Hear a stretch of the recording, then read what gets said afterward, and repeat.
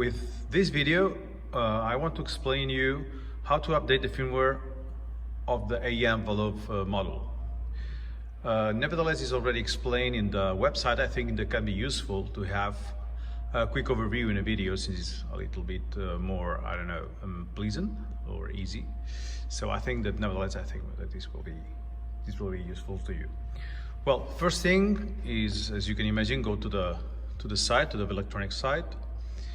Then, we go to the specific page from the AEM envelope. We go to the download section, and then we do have two different downloads. The one related to the firmware itself, that is a hex file actually. You just click to download. And the other one related to the release notes of this upgrade, where we explain what's new, if we did some improvements, enhancements, fixes, changes, whatever. We also can click to download it. Once we have downloaded it, we can see it here in the downloads folder. And after this, we can just plug a regular USB key, and we can copy both of them inside the key. Okay, now we go here and we just drag this and drop inside the key. Okay, those are there. In the same way, it's explained here in the update procedure that the name of the hex file must be exactly this one, just to be able to detect it inside the USB device. So we can just rename it, and that's it.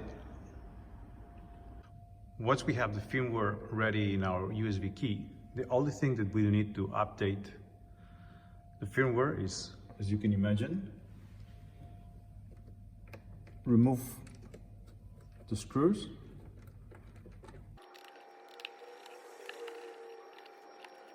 we remove the last screw, and then we do have the model outside of the rack. Now, to start the model in boot mode, in firmware update mode, let's say, we just press the modulation button of the attack, we power on, and now we are in boot mode. Those LEDs has a specific signification, of course. The one regarding the channels are a progress bar. If you press here, you will have the manufacturing defaults, and if you press here, you will just reset. For instance, if I press here, I will just reset and I will go to the regular behavior. If, for instance, if instead of this, we power it up again in boot mode, if I press this here, this will remove all the user data. So if we reset, we will get into factory default values that are a bit of an overkill, since those factory default values are meant for QA purposes. So we get all the LEDs on with an out loop, and as you can see also all the signal out running.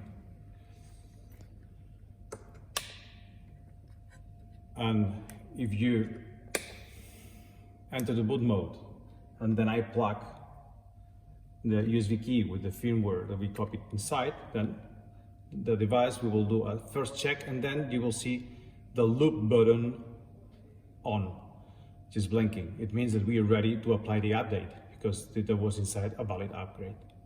So we just press here, this is a progress bar, we are done, and then we boot in the regular mode. And that's it.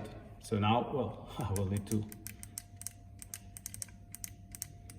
put all in my regular values. And that's it. We do have the late version. Good. As simple as it is. Now we just can turn rack off, just in case. It's a good practice. We put our screens on.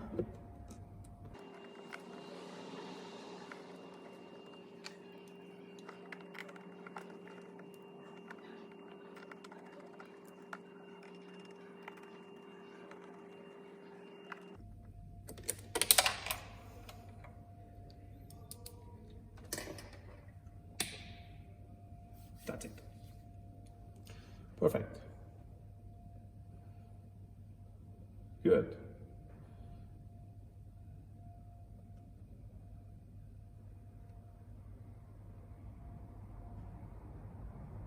You can just start playing as usual. Well, as you know also, user data is not removed in any case when you are updating the firmware. So if you had a configuration that you did like, it will remain there untouched. So, well, I think that this is also useful. We're going to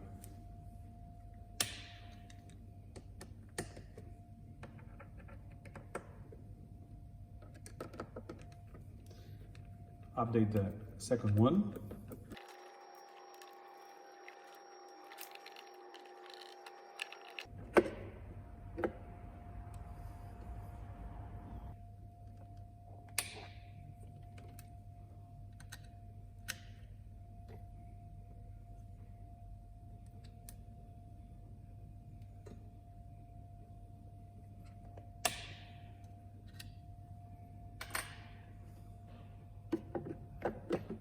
And we will put the toggle again also. Well, as you see, it's pretty straightforward.